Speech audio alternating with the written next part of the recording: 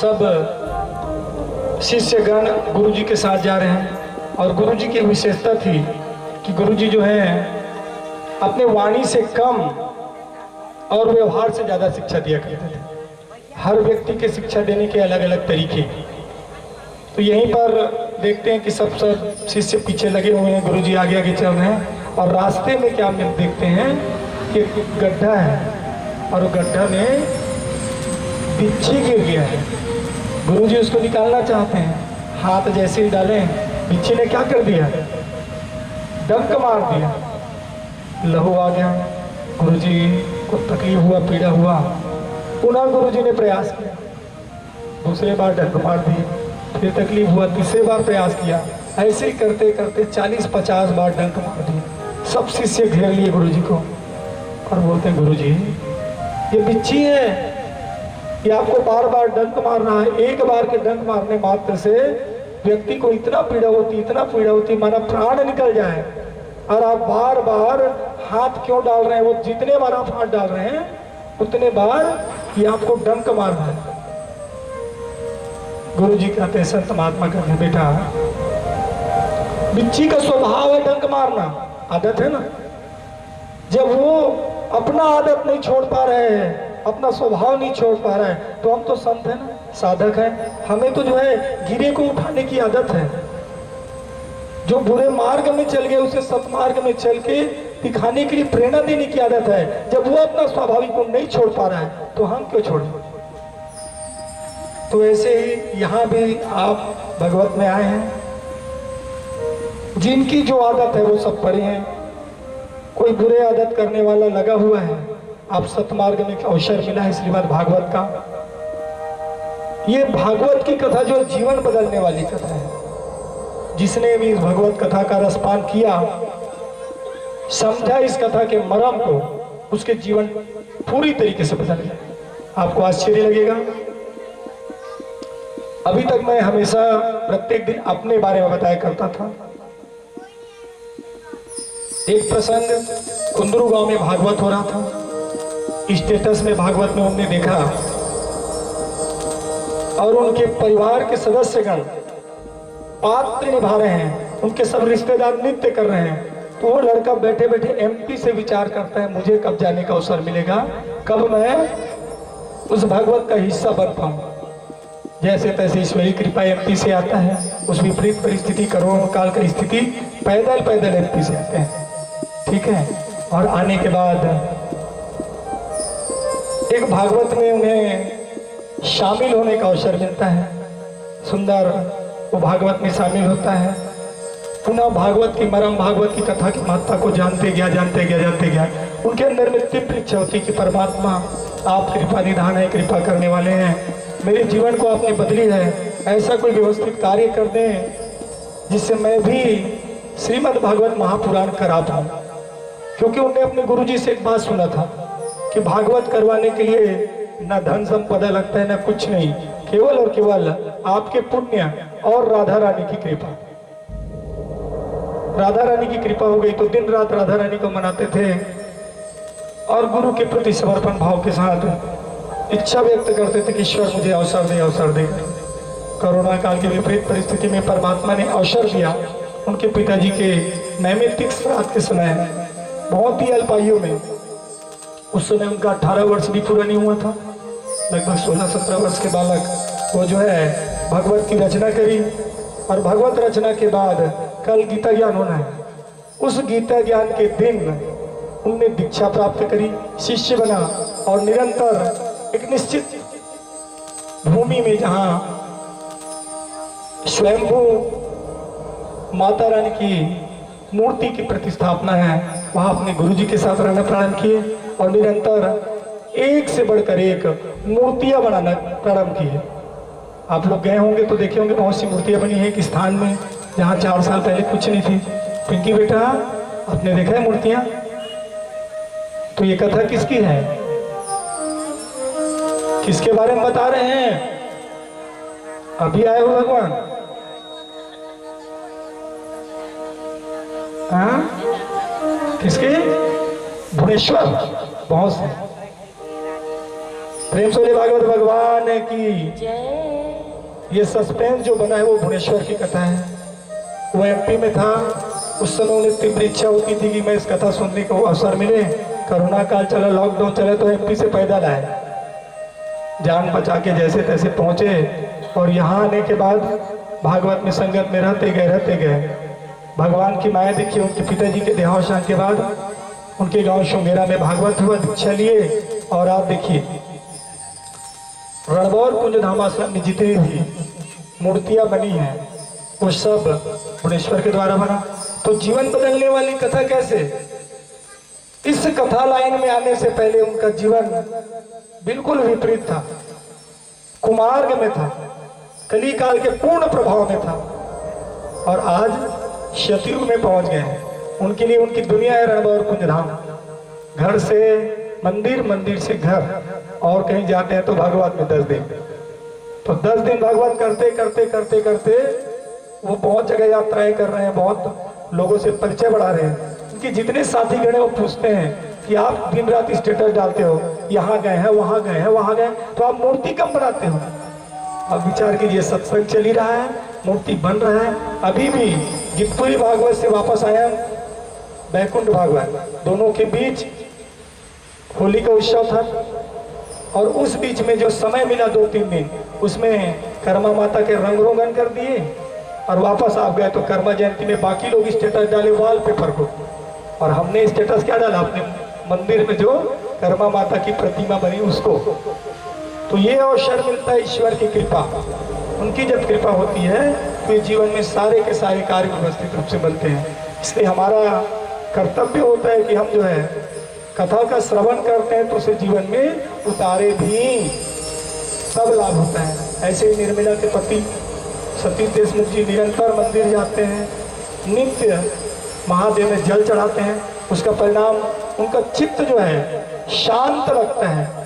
बाकी कुंदरू गांव के बहुत से रहवासी गण हैं, उन्हें उसमें कुछ खास तो दिखता नहीं, पत्थर की प्रतिमा समझते हैं। लेकिन वहाँ कुंदरूगढ़ से निरंतर जो है सतीश आते हैं।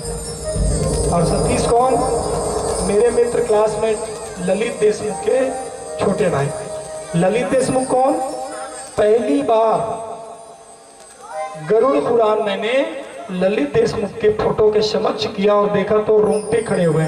इसलिए क्योंकि KG1 से लेके 12वीं तक जिस लड़के के साथ पढ़ा है उसकी प्रतिमा सामने लगी है, उसको देख के आपको गरुड़ पुराण बताना है।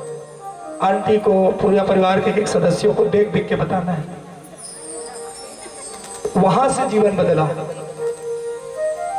तो आध्यात्मिक जो मरम है, संस्कार है, बड़ी सी बड़ी विपदा। आप जब आध्यात्मिक होते हैं, जब आप संस्कारिक होते हैं, जब आप व्यवहारिक होते हैं, तो आपका दृष्टिकोण सकारात्मक हो जाता है, पॉजिटिव हो जाता है। और सकारात्मक पॉजिटिव वाइब्रेशन के साथ आप जो कार्य करते हैं वो सारे के सारे कार्य आप लोगों को प्रभावित करते जाते हैं, करते जाते हैं। कल हमने संध्याकालीन समय में विपरीत परिस्थिति, विपरीत समय, 4 बजे कथा प्रारंभ हुआ और कथा संपन्न कितने बजे हुआ? 9, साढ़े 9 बजे, है ना? देखिए, ना तो कल दिवाली थी, ना दशहरा थी, ना कोई बड़ा विशेष फेस्टिवल था तो केवल बैकुंठ कॉलोनी, रेलवे कॉलोनी में श्रीमद् भागवत महापुराण में रुक्मिणी मांगल्य था।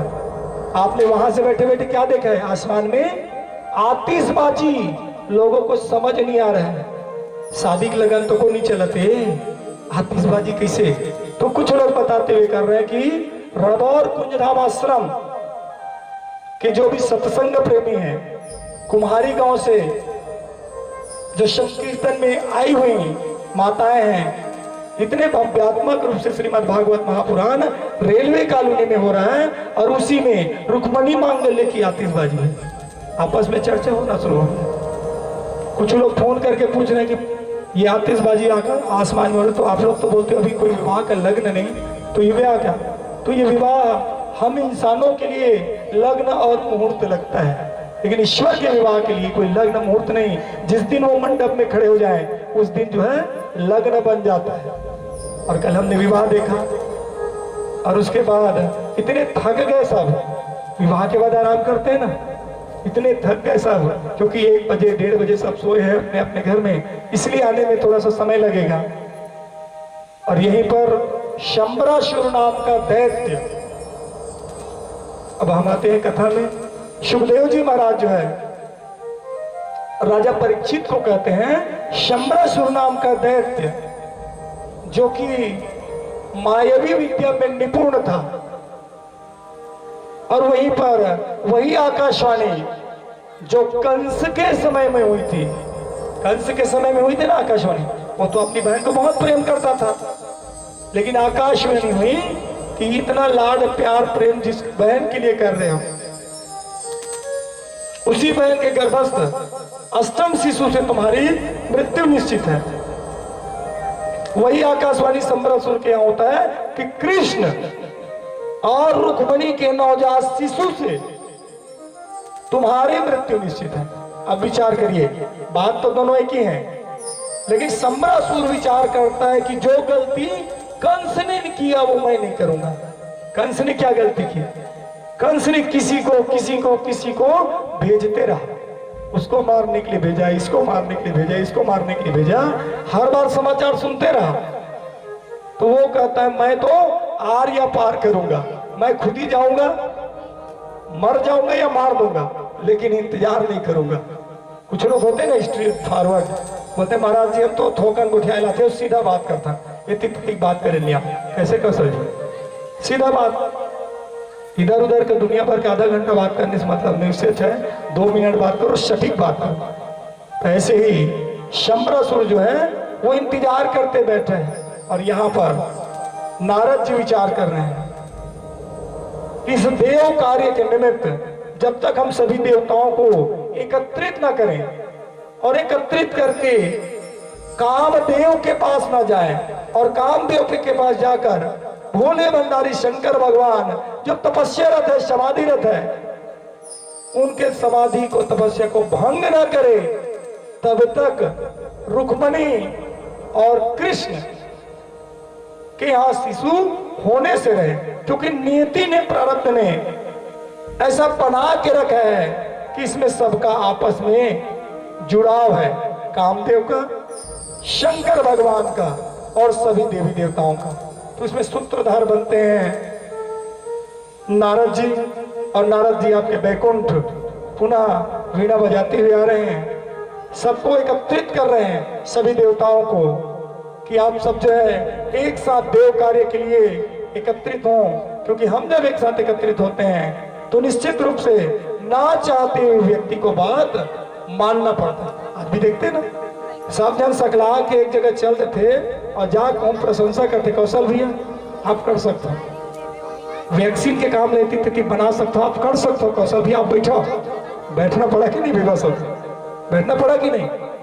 जब सब लोग प्रेरित करके आपको मुखिया बनाते हैं तो देव कार्य के निमित्त, भगवान कार्य के निमित्त, क्योंकि नहीं तो कौन गाली देगा, नहीं तो ऊपर वाला दी गाड़ी, तो ऊपर वाले गाड़ी से बचना है, क्योंकि लोगों को आंखों में पट्टी बांधा जा सकता है, ये तो सर्वज्ञ है, सब देखने वाला है। तो ठीक है भगवान, मैंने 10 दिन का समय दिया, ऐसे ही यहाँ भी नारद जी भी सब देवताओं के पास एक साथ एकत्रित करने के लिए पहुंच रहे हैं। आइए हम भी बैकुंठ में नारद जी की उपस्थिति महसूस करें।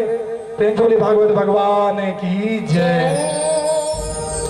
नारद बजाए रहे प्रभु का नाम झूम झूम, नारद बजाए रहे प्रभु का नाम झूम झूम, नारद बजाए रहे हरि का नाम झूम झूम, हो के हो के हो के हो के, नारद बजाए रहे प्रभु का नाम झूम झूम, नारद बजाए रहे हरि का नाम झूम झूम, हो के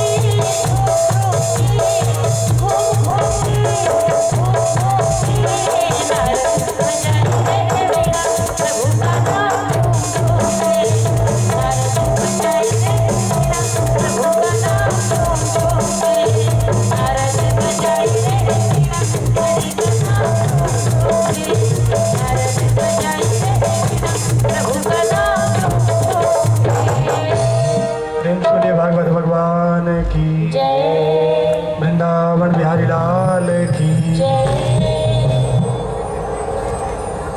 प्यारे भगवत प्रेमी सज्जनों, नारद जो है सभी देवी देवताओं को एक साथ एकत्रित करके कामदेव के समक्ष पहुंचते हैं और वहां पर कामदेव से कहते हैं कि हम जो है अपने मुखिया आपको नियुक्त करते हैं, क्योंकि शंबरासुर नाम का जो दैत्य है निरंतर उत्पात मचाते रहा है। ऊपर से उनने कठोर तपस्या करी है और इस तपस्या के बाद उनने वरदान प्राप्त किया है, अनंत माया विद्याओं को जानते हैं। पुराना दृष्टांत आता है कि शंबरासुर जो है तपस्या करके रति को, कामदेव की पत्नी को स्वयं के लिए मांगते हैं। भगवान तथास्तु कहते हैं, लेकिन रति बार बार निवेदन करती, भगवान मैं जो है कामदेव के अतिरिक्त किसी को भी अपने पति के रूप में वर्ण नहीं कर सकती। भगवान जो है यहाँ तथास्तु कहा और साथ में कहा कि तुम्हें आशीर्वाद है, जब भी तुम्हें वह तपस्या के परिणाम स्वरूप शंबरासुर की पत्नी तुल्य जीवन जीना पड़ेगा, तो तुम जो है अपने पतिव्रत धर्म का रक्षण कर पाओ। और यहीं पर सबके सब देवता एक साथ जब कामदेव को प्रेरित करते हैं तो कामदेव देव कार्य के निमित्त यहाँ समाधि जन्य शंकर भगवान भोले भंडारी के पास पहुंचते हैं। और आप भी देखते हैं किसी से कार्य निकालना है, जब उन्हें ज्यादा प्रोत्साहित कर देते हैं तो उन्हें लगता है कि मैं कुछ भी कार्य करने में समर्थ हूं, और अपनी समर्थता को ध्यान में रखते हुए कामदेव जो है निरंतर कामबाण भोले भंडारी के पर छोड़ते जाते हैं। संपूर्ण शक्तियों के साथ और देवताओं के प्रयोजन के साथ निमित्त बना कामदेव, और कामदेव ने जैसे ही भोले भंडारी के ऊपर पुनः काम के बाण छोड़े, वो जो है काम के वशीभूत होकर तपस्या को छोड़कर पार्वती के साथ निरंतर रमन में लिप्त हो गए। बाद में ध्यान आता है कि मैं तो तपस्यारत था, समाधि जन्य था, लेकिन यहीं पर यह अतिरिक्त आसक्ति मनोभाव काम के प्रादुर्भाव मेरे हृदय में आई कैसे। ध्यान लगाने पर देखते हैं कि कामदेव जो है मेरे ऊपर कामबाण छोड़े। क्रोधित होकर शंकर भगवान जो है अपने भ्रकुटी को खोलते हैं और कामदेव ही भस्मीभूत हो जाते हैं।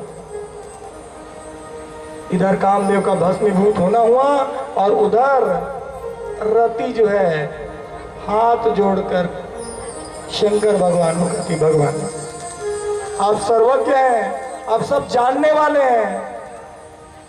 संपूर्ण देवता नारद जी के साथ एक साथ हमारे निज निवास में आए थे, उन्हें प्रेरित किया था कि देव कार्य के निमित्त तपस्या को भंग करना है, और आप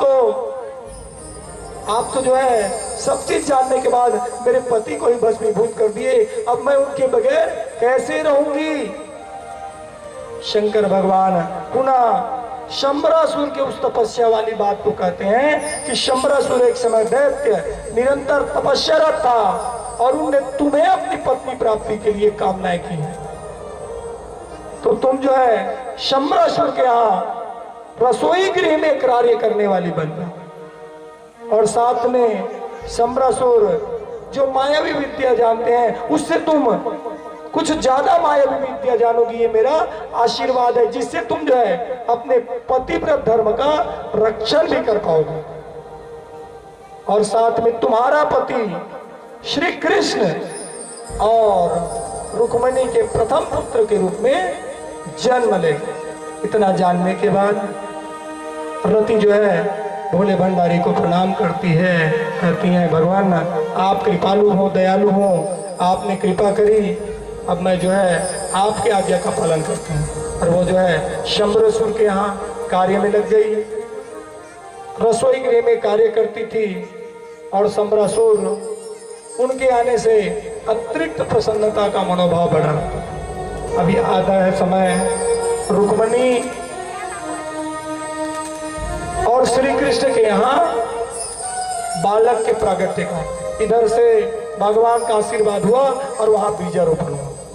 रुक्मणी के गर्भ में काम प्रविष्ट करते हैं और उसके बाद एक नियत समय में प्राकृष्ट धूम्नम प्रकाश अद्य स प्रद्युम्न, उस कक्ष में अद्भुत प्रकाशवान वातावरण के बीच प्रद्युम्न का प्रद्युम्न का जैसे ही जन्म हुआ सबकी आंखें जो है चौंधिया गई। प्रकाशवान दिव्य दृश्य।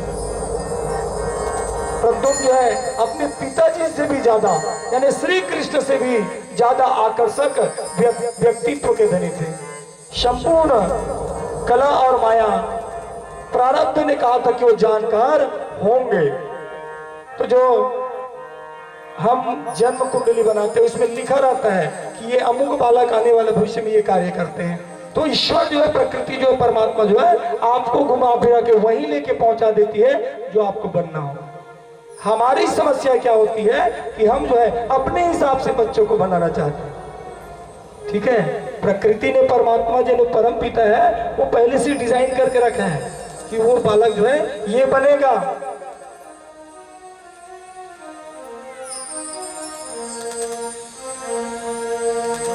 भगवान ने पहना बोलो नहीं, बोलो वाला कृष्ण भगवान ने पहना।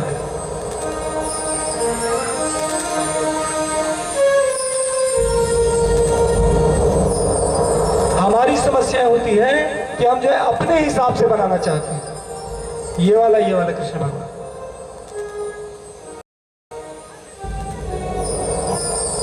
नहीं, हम रहा का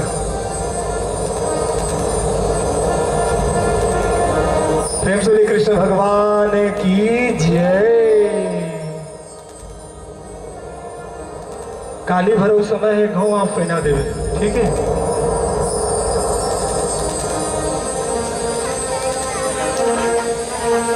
संबरासुर को भान होता है। देखिए प्रकृति परमात्मा तो डिजाइन करके रखा हुआ है क्या बनना है करके। संबरासुर को भान होता है वह प्रसूति गृह में, जहाँ कृष्ण भगवान 7वें दिन पुतना का संहार करते हैं। ये 6वें दिन है। 6वें दिन जो है सोए हुए बालक प्रद्युम्न पालने में सोए हुए हैं। भेष बदल के आता है शंबरासुर और उस बालक को पकड़ के आकाश मार्ग से उड़ते हुए जा रहे हैं और बीच में पड़ता है समुद्र। तालाब में स्नान किए मैया आप लोग? तालाब में स्नान किए हैं? दतवन बुखारी करे हैं वंदना देखो। हाँ, तो मछली काय करते हैं मन खा खाते ना काय करते थे हम नहीं जानते क्योंकि पार्वती मैया सब जानती भाई। वाह, तो दातुन नहीं करती? दातुन करती है कि नहीं? दातुन करती है ना? हाँ करती है ना। उसके बाद थूकती है कि नहीं? और थूकने पर मछलियां क्या करती है? उसको खा देती है ना। वही तो बात है ना। यहाँ पर जो भी जीव जंतु होते हैं उनका काम क्या है, जो भी आता है उसको अपना प्रसाद समझ के, आहार समझ के, भोजन समझ के खा लेते हैं। समझ पा रहे हैं? ये कथा ही है। यहाँ पर जो है आकाश से उड़ रहे हैं और उस छोटे से बालक को समुद्र में छोड़ देते हैं, फेंक देते हैं, गिरा देते हैं। अब जैसे ही गिरेगा क्या होगा? क्या होगा? वहां जो पाए जाने जीव जंतु है, मछली है, बड़ा वाला आकार का मछली या कोई भी, वो जो है मुंह से निकल जाएगा। तो बड़ा सा मत्स्य जो है उसको निकल जाते हैं। समझ गए बात को? और निकलने के बाद मछुआरे लोग जो है मछली पकड़ने वाले जाल मारते हैं। पता चलता है वही मछली नाव में पकड़ के पहुंच जाए संबरासुर के यहाँ। अब विचार करिए, उनने तो अपने मृत्यु को मार दिया था, लेकिन मृत्यु चल के आ गई वापस। उनने कार्य को आसान कर दिया। ऐसे में वो इतना छोटा सा बालक कहाँ पहुंचता उनके यहाँ? समय लगता। लेकिन यहाँ पर 6वें दिन का बालक और अब वहां पहुंचने के निमित्त बन रहा है, क्योंकि ईश्वर ने डिजाइन करके रखा है कि पुत्र तुम्हारा मृत्यु इसी के हाथ होनी है। तो वो चल के आ रहा है। जिस मृत्यु को उन्होंने समुद्र में छोड़ दिया था, मृत्यु चल के जा रहा है उसके पास। और यहाँ पर मछुआरा जो है सुंदर मछली को राजा शंबरासुर को दिखाते हैं। शंबरासुर प्रसन्न हो जाता है, क्या स्वादिष्ट मछली जो है भोजन में मिलेगा। और उसके बाद उस रसोई गृह में जाते ही उसको फाड़ा जाता है, काटा जाता है। ईश्वरी माया देखिए, परमात्मा की जब कृपा होती है तो आश्चर्यजनक रूप से जिस जीव को मृत होना था वो जीवित रहता है, क्योंकि रक्षक वो होता है, परमात्मा वो होता है रक्षण करने वाला। तो वो जो सुरक्षित श्वास ले रहे थे मछली, वो सुरक्षित बालक निकलता है। और निकलने के बाद यह मायावती जो रति थी, मायावती बन के रसोई गृह में कार्य करने वाली है, वो बताती नहीं है, शंबरासुर को नहीं बताती, उस बालक को रखती है। और रखने के बाद अतिरिक्त मातृत्व के भाव होने के कारण परमात्मा की कृपा दृष्टि होती है और उन्हें जो है दूध पिलाना प्रारंभ करती है। अब ये दूध पिलाना जब प्रारंभ करती है, परमात्मा की कृपा होती है, जिनके अंदर में अतिरिक्त ममताएं होती है तो उनके स्तन में स्वतः दूध आता है। और जिनके अंदर में निष्ठुर आत्माएं होती हैं उनको पपीता लेने जाना पड़ता है 4-5 किलो। समझ गए बात को? तो इसका कनेक्शन जो है आपकी ममता से। कुछ मेडिकल साइंस में डॉक्टर्स बताते हैं आप में ये समस्या है, लेकिन सब समस्याओं का समाधान इनके पास हो जाता है और वो बना के रखे हुए हैं। तो यहाँ जो है मायावती स्तनपान करा रही है और स्तनपान कराते कराते उनके मन में बड़ा अद्भुत भाव आता है कि इस बालक को मैं पहले से जानती हूँ। और उसके बाद जब थोड़ा और बालक बड़ा होता है, उसके बाद उनने जो है कुछ रासायनिक क्रिया करके, कुछ मायावी विद्या डाल के वो छोटे से बालक को अपने विद्या के द्वारा बड़ा कर देती है। और बड़ा करने के बाद उस बालक से पति तुल्य व्यवहार करती है। समझ में नहीं आता उनको भी। प्रद्युम्न पूछता है कि मैया आप तो मेरी माँ हो और माँ हो के ये पति तुल्य व्यवहार क्यों कर रही हो?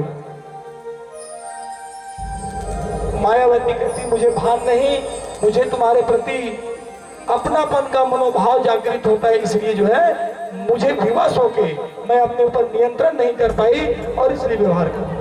और इतने में नारद जी का आगमन होता है। यहाँ नारद वीणा नहीं बजाते, चुपचाप आते हैं क्योंकि सबको बताना नहीं है। और आ करके बताते हैं कि मायावती तुम्हारे अंदर में ये अतिरिक्त इसलिए हो रहा है क्योंकि ये पिछले जन्म के तुम्हारे पति हैं। और इतना जानने के बाद मायावती प्रसन्न हो जाती हैं। आप भी देखते हैं किसी व्यक्ति को पहली मुलाकात में देखती है, ऐसा लगता है कि मैं उनसे सदियों से मिली हूँ, पहले से जानती हूँ। और यहीं पर कुछ स्थान ऐसा मनोभाव होता है जहाँ समझ में नहीं आता। तो हम क्या कहते हैं सहज मनोभाव से, तेरा मुझसे है पहले का नाता कोई, है पहले का नाता कोई, यूं ही नहीं दिल लुभाता कोई, तेरा मुझसे है पहले का नाता कोई, यूं ही नहीं दिल लुभाता कोई, तेरा मुझसे है पहले का नाता कोई, यूं ही